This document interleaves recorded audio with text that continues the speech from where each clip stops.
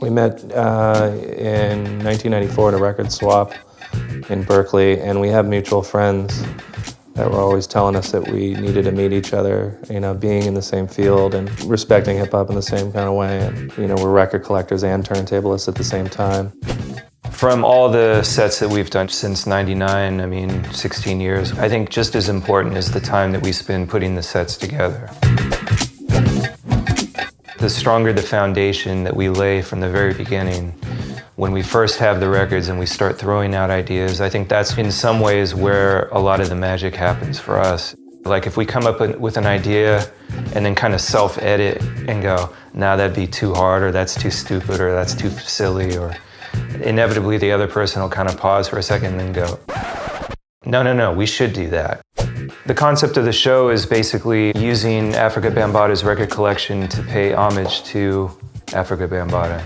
And it's something that I don't think's ever really been done before, in the sense that you have a working DJ turn loose his collection to other working DJs to tell that DJ's story. Cornell University and Boo Hooray, they asked for a mix, and we said, yeah, that would be fine, but we like to do a campaign and a tour. And they said yes, and you know, of course we had to get the blessing of Afrika Bambaataa himself to do this.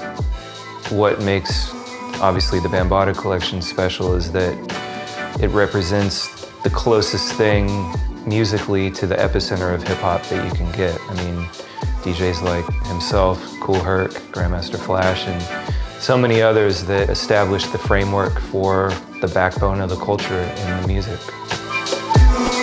We had free reign over what to pull. Nobody told us, you must have the set sound like this or be like this. So we went through the collection and, you know, we talked endlessly about what stories we wanted to tell, because, of course, until we saw the records, we didn't really know what we were dealing with. We started to notice, oh, you know, there's an awful lot of calypso or salsa. We should be sure to, you know, include that in the set. So even though we had a predetermined idea about what we wanted to say, we did obviously allow ourselves to be informed by what the collection contained. And we also tried to focus on things that we knew or that looked like things that he played a lot.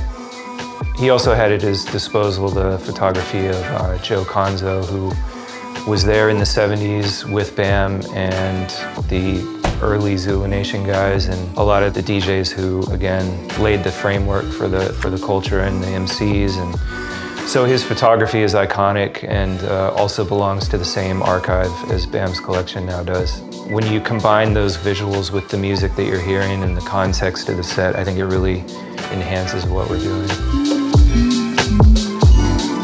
I happened to be in London and they took me over in a little side room and they were like, we want to show you something.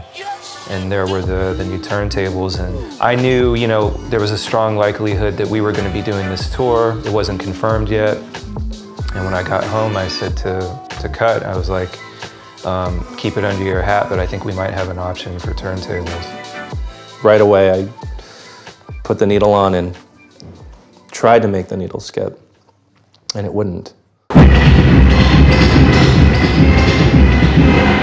The turntable had no issues. I didn't need to break it in. With Technique 1200s or 1210s, there was always, you know, a good day where you had to spend tweaking the weight and tweaking the settings just to make it stick right. Now you don't have to beg, borrow, and steal or clean off your old 1200s or try to find one secondhand somewhere.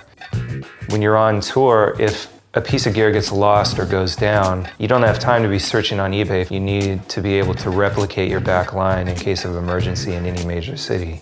So the fact that a turntable that is every bit as solid, if not more solid than the old 1200s is back on the market is really important.